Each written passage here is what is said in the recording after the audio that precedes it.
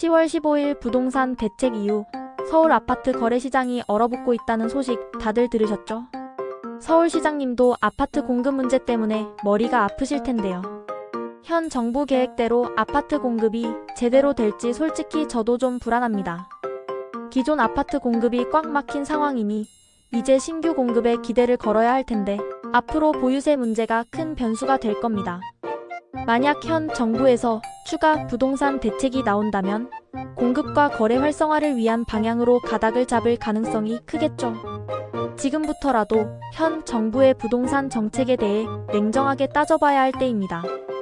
자, 여러분. 이제 내일을 위해 슬슬 시동을 걸어봅시다.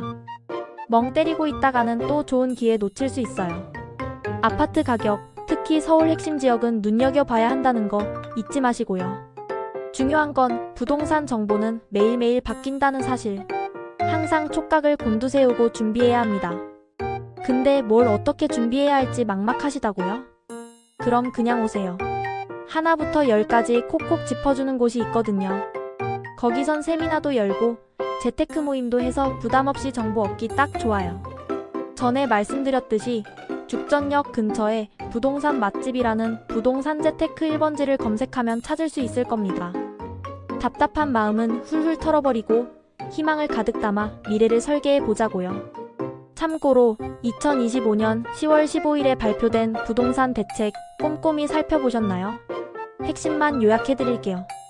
우선 15억 초과주택 대출이 확 줄었습니다. 15억에서 25억 이하는 최대 4억, 25억 초과는 2억까지밖에 안 나온대요. 15억 이하는 그대로 6억까지 가능하고요. 그리고 서울 전 지역이랑 경기도 일부가 규제 지역으로 묶였어요. 갭 투자를 막고 실수요자 중심으로 시장을 만들겠다는 거죠. 세금도 조정될 가능성이 있다는데 양도세 완화 얘기도 솔솔 나오고 있대요. 대출 심사할 때 스트레스 금리라는 것도 올랐는데 수도권이랑 규제 지역은 1.5%에서 3%로 껑충 뛰었답니다. 전세 대출도 1주택자는 DSR 적용받는다는 거 잊지 마시고요. 은행에서 돈 빌리기도 더 빡세졌다고 하네요. 이런 규제 때문에 앞으로 집 거래는 좀 줄어들 것 같고 집값도 살짝 조정될 수 있다는 전망이 많아요. 특히 강남이나 서초 같은 비싼 아파트들은 타격이 좀 있을 거라는 이야기도 나오네요. 하지만 너무 걱정 마세요. 정부도 계속 시장 상황을 지켜보면서 필요하면 추가 대책을 내놓을 거라니까요.